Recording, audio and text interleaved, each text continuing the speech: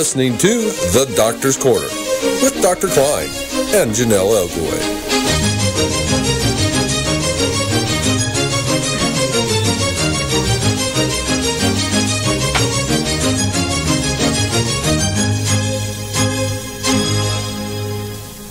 Good evening and welcome to the Doctor's Corner with myself, Janelle Elgoway, and Dr. Kline.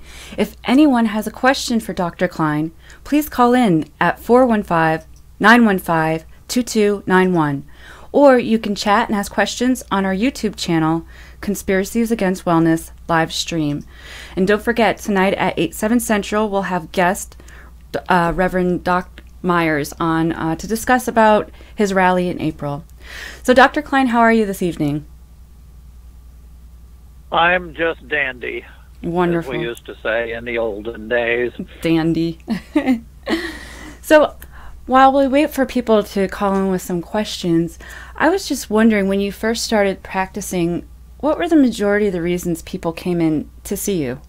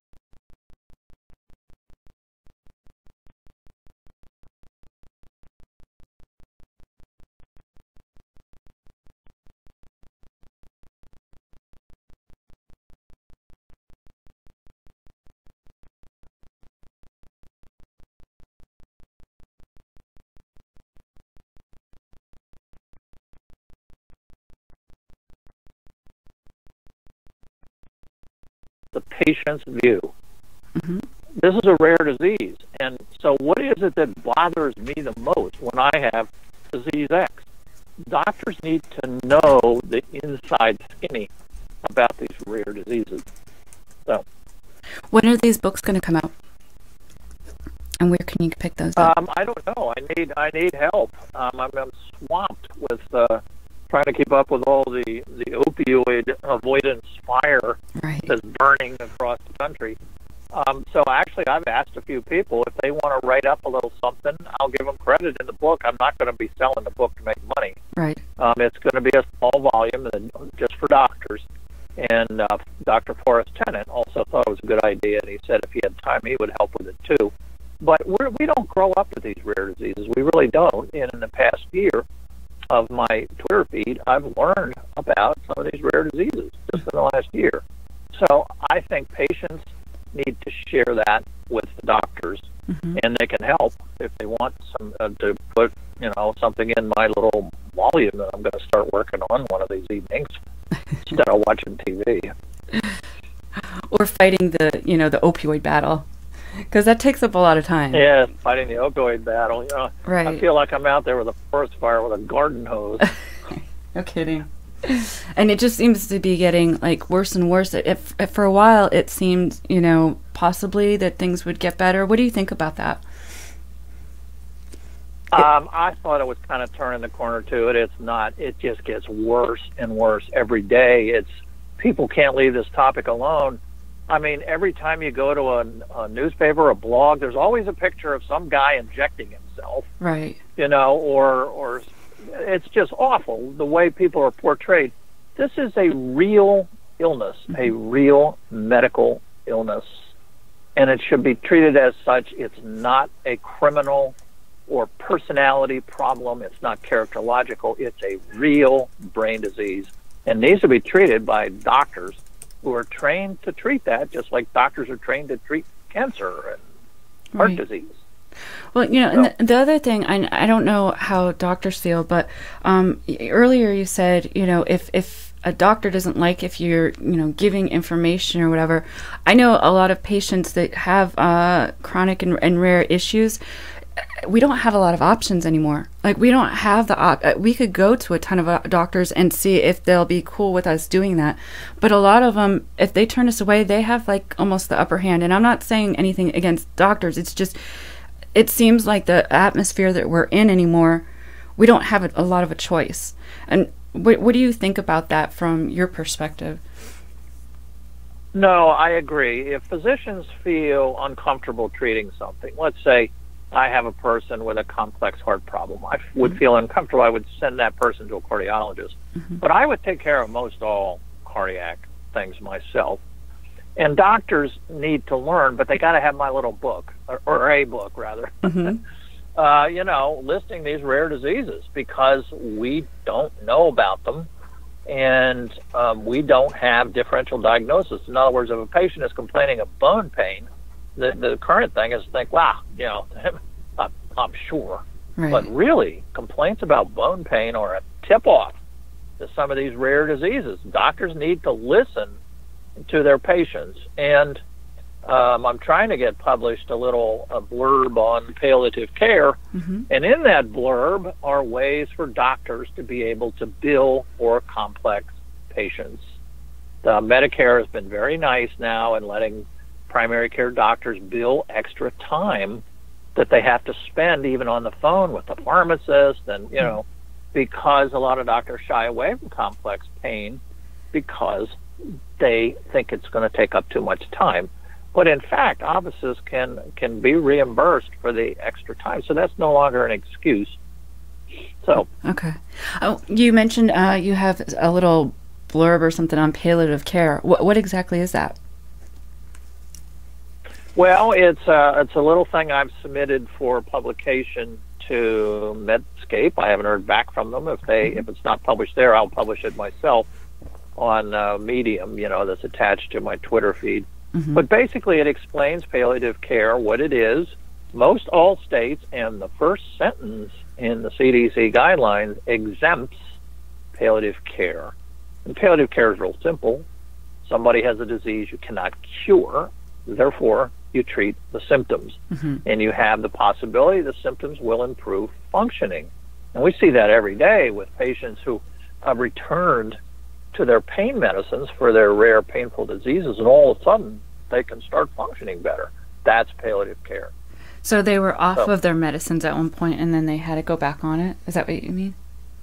And then they went back on, Okay. and then you can really see, the scientific differences. It's called an ABA reversal design, and we do that every day with patients. They're on it, take them off, put them back on, and you get some good information by doing it that way. There are coincidences. So AB is, oh, you have this problem, take this medicine. Oh, thank goodness, I feel better. Right. But it may actually not be related. It may be coincidence. But when you do that final reversal and go back on, and now you're better, that's it. For sure it works. Do you think if patients were taught more about these health conditions and possibly even pre-care, would their outcomes be better? How do you think of that? Oh, I think so. Yeah, I think if we had optional Medicare for all, and you have independent physicians, I think independent physicians. I've always been independent, so I'm biased, but the problem is doctors get talked into selling their practices. Oh, you're going to get this big pile of money, and oh, we'll take care of all the problems, and oh, you'll be just as independent as you were before. Right. That's not the way it works when you work for somebody else, no matter who you work for. If you work for somebody running a chemical factory, then you do what they tell you to do. And when doctors sell their practices to hospital corporations, doctors are just seen as milk cows. If you can just see more patients, doctor, we'll be able to keep more money. And then we'll be able to share that with our stockholders, and we'll give ourselves gigantic bonuses. I was surprised to find in Raleigh, where I live, the hospital administrators were making $2 million plus generous bonuses. Where are they getting the money? There's only one place to get the money. That's to shave medical care. Then they keep the extra money. So what do you mean shave medical care? What does that mean? Well, in other words, if you can set aside $2 million for a salary for a CEO, where's the money coming from? Right. The money coming into the hospital is supposed to be spent out in patient care. So if you spend a little less in patient care, you get to keep the money. That's the way it works with pharmacy benefit managers. They're all paid your premium, which Medicare D premium of whatever it is, let's say $50 a month.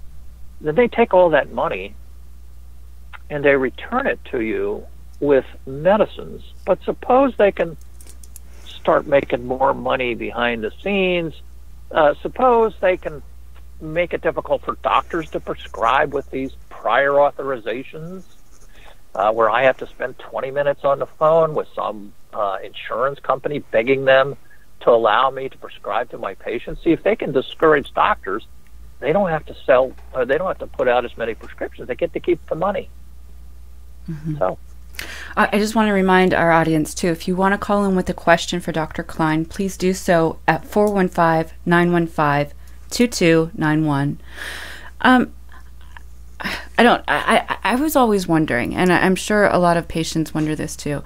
Is it true that doctors really get a lot of, I don't know, not cutbacks, but they get a lot of, like, side things with medications, like if from pharmaceutical companies and stuff like that? Yes, that is true, and I've always considered it unethical. In 1976, I took my last gift from the drug company. It was a pencil from Upjohn, and I decided that that was a conflict of interest, and I still think it's a conflict of interest. We make enough money being doctors. We don't have to, get money from drug companies. And now they're actually publishing lists of how much money people get from the drug companies, but there's ways around that. So it's hard to tell, if your doctor is taking money from drug companies, but you can always ask. Do you take money from drug companies? When you see samples, by the way, that's a sign that they're maybe in cahoots with a drug company, because you see, if you give out free samples and they work, guess what? You're not going to prescribe the generic drug. You're going to go with the brand name drug that you've got free samples for. So free samples have kind of turned out to be something that's unethical. Pizza lunches were very famous. You know, they come in and pizza lunch for the whole staff. I mean, I'm sorry. I mean, what happened to payola? Remember the days of payola? Yep. When they were paying people on radio stations to play certain records? Exactly. But that's just my opinion. So we have 2 callers. Caller from area code 951. What's your name? Hi, my name's Lisa. Hi, Lisa. What's your question for Hi, Dr. Lisa. Kline? Hi, Dr. Kline. Hi, Janelle. Hello. I was wondering if you could ask maybe Dr. Kline a couple of questions. Sure. Go ahead. It Let's seems, do the first one first. okay, it seems that, every death or OD that is happening, and they seem to have, maybe hydrocodone or oxycodone in their system. Do they actually check to see if that person had a valid prescription, or is that just always going to count against pain patients?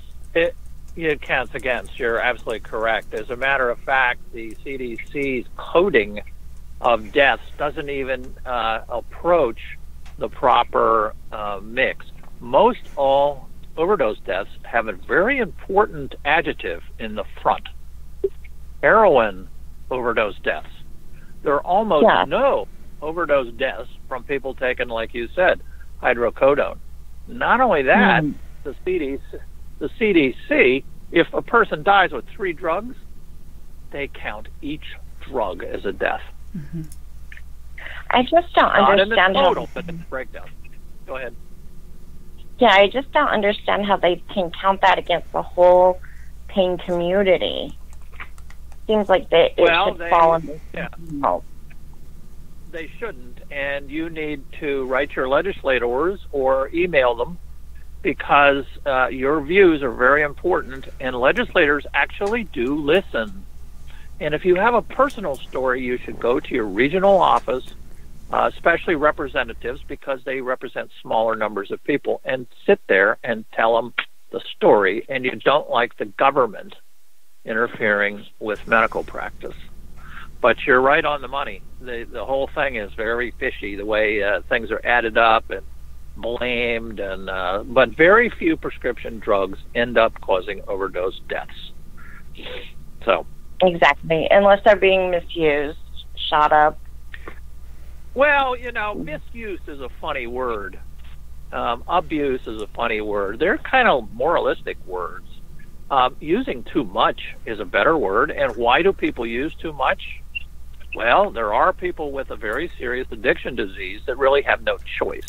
And we like to think people with addiction disease have choices, and in fact, they do not. Yeah, if you want to read a really good story, Dr. Peter Grinspoon, Grinspoon, wrote a book called Free Refills. Dr. Grinspoon is an addict, and he wrote a story of what it was like to be an addicted person. And it's a short book. It's fun to read. He's kind of humorous, but about what happens to your life when you're accused of this disease. It's considered in this country to be a criminal disease, and I can tell you it is not. It's a real brain disease. So, did you have any other questions? And it was Grinspoon? Yeah, Grinspoon. But if you Google free refills, you'll get to Amazon. Okay. One other thing I wanted to touch on, for the last 7 years, I had been prescribed oxycodone, and yet every single time I was asked to take a urine test, it wasn't showing up in my system. And the doctor just was not believing me. So my new doctor that I'm going to, he ordered the DNA test, or the fancy one, yeah. Yeah, that shows how if you hypermetabolize or hypometabolize. Mm-hmm. Right. Yeah, and it came back go ahead. It came back showing that I actually hyper-metabolized oxycodone. So I kind of felt vindicated that every time they didn't believe me, I knew it was there, but they were, basically calling me a liar, and they cut me off and said no more. Well, urine tests are not very precise, and we have a rule in medicine that goes back a long time. We do not treat laboratory studies. We do not treat x-rays. We treat people, and we may use these other things to confirm diagnoses. Being called a liar by a doctor is something that's really nasty. If you get up in the middle of the night and say you have chest pain and shortness of breath, oh my goodness, you have heart disease. You wake up in the middle of the night and say I was in so much pain I couldn't fall back to sleep. Oh yeah, right. Doctors need to change their attitudes, and I think when doctors treat you like that, you need to do the adult response, like somebody that stepped on your foot down at the pizza parlor and say, "Hey, bud, what are you doing this? You're accusing me of lying because you're relying totally on a blood test? How about my telling you this? Do you think I'm an addict and I'm in here hustling you? I mean, what's the problem?" And I think people need to start speaking up to doctors, and we've talked about this before. Oh, we don't want to, blah, blah, blah. Well, we've got a serious problem. People being called liars, drug seekers, and if people don't like to be accused of things that are not true.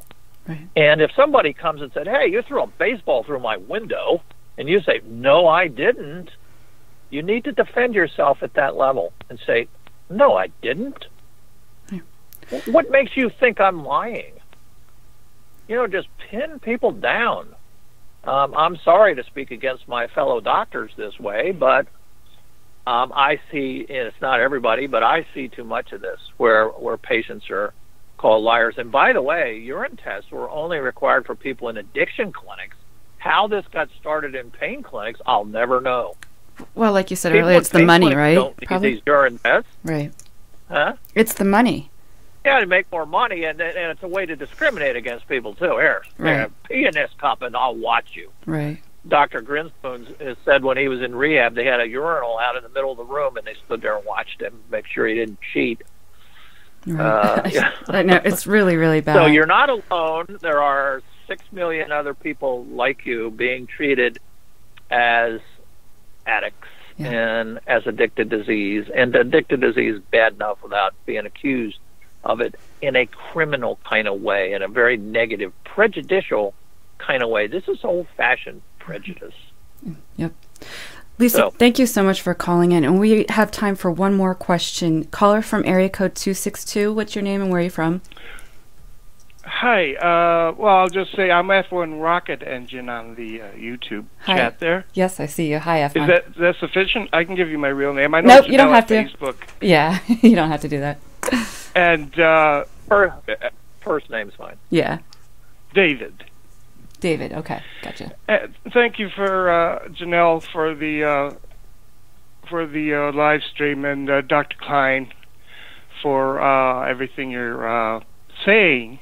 We're perfectly in sync, and I got a congenitally narrow spine and about 20 congenitally narrow foramina. Yeah. And that started in 1975, and it was only youthful exuberance that kept me going when the pain was miserable until I got my first cut. Oh, it's a bad spine. I became a surgical technician in 1998. I was never pushed towards doctor. That was not going to happen, but I could have been a doctor. But I became a surgical technician. I couldn't hold retractors in opposing directions, and I just groaned at the table. Yeah, gosh. Okay. And I've had oxycodone for 3 years, and then I got cut off. I actually moved, and the doctor was taking care of me from Illinois, and he didn't want to go across the border, even though there wasn't really a problem. He just stopped, and I had to look for another pain management thing, and here in Wisconsin, where the opioid crisis was really building up to a roar, things became very nasty. And I never saw oxycodone again. I just was cut off for like, what was it, 7 months or something. I had nothing. Then I got a pain management doctor that gave me fentanyl patches. We tried morphine, which is, pardon my French, baby spit for this problem. And we're in sync on everything. And now I've been cut off again in September 2017. I had complained about fentanyl patches falling off. It worked, but the patch was problematic, and I did everything to keep it on, and they fell off. And then they had recalls on those. Yeah, they had recalls on those too. I heard.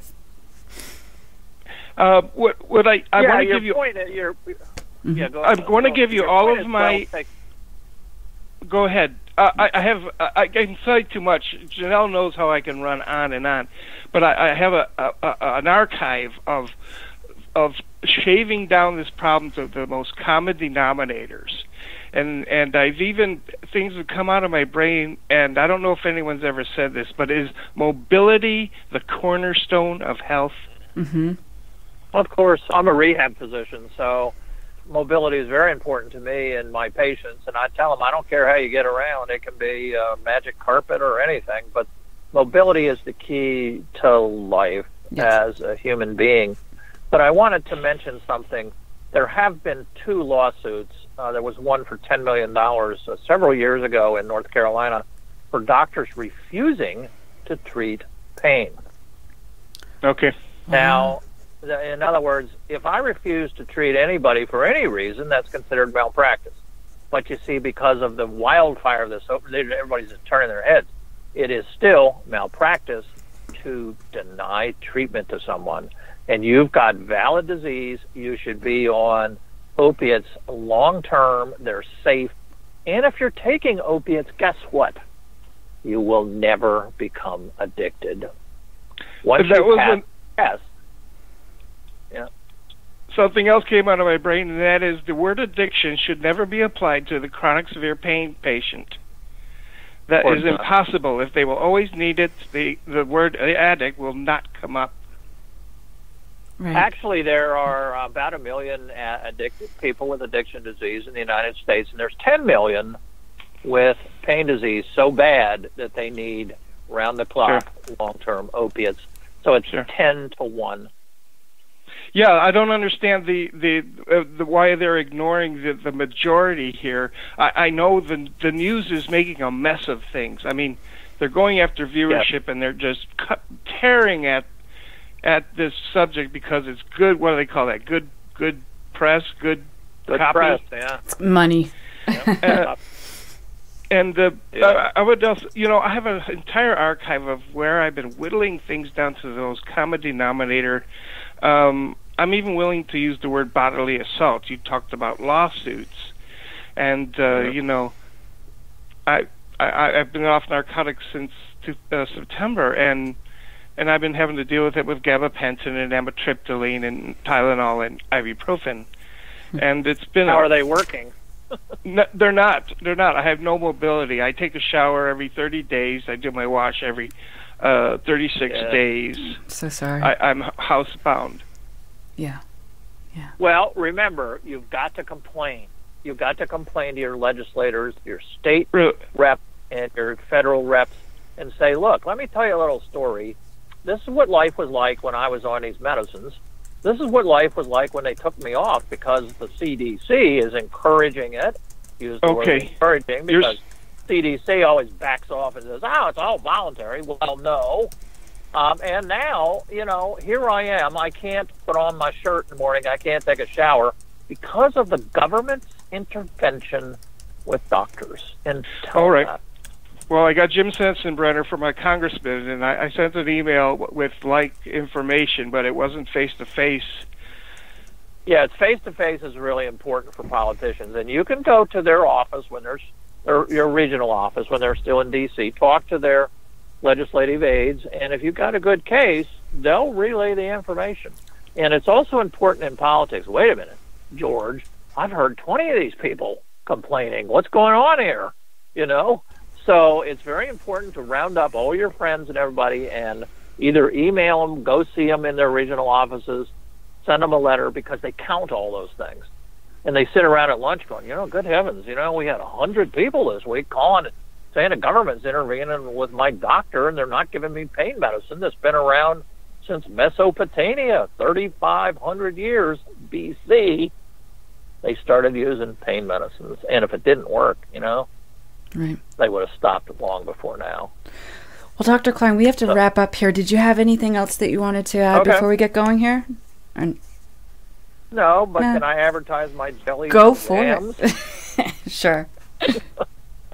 You could always advertise. No, whatever I'm you'd not. like. And it was very enjoyable. I like hearing from people. I like to hear what's going on. Yep. And I do have a Twitter stream. I don't make any money on it, but my Twitter stream is just Thomas Kline MD. And I like to hear from people. And I like to collect their stories. And because, let me tell you, there's 6 million people out there being harmed. Yes. Yep. Absolutely. Well, we'll be back here again at 7/6 Central horrible. Every week. Yep. It is horrible. And I want to go into that more next week, if you don't mind. I wrote some questions here that I have. But thank you again, everyone, for tuning in. And we will be back here again next Tuesday, 7/6 Central. Also at 8/7 Central, we will be here with guest Reverend Doc Myers. Thank you, audience, for tuning in. We will have the audio on YouTube better next week. So I apologize for that. All right, everyone, I'll see you then. You've been listening to The Doctor's Corner with Dr. Kline and Janelle Elgway. Copyright 2018 by EXG LLC. All rights reserved.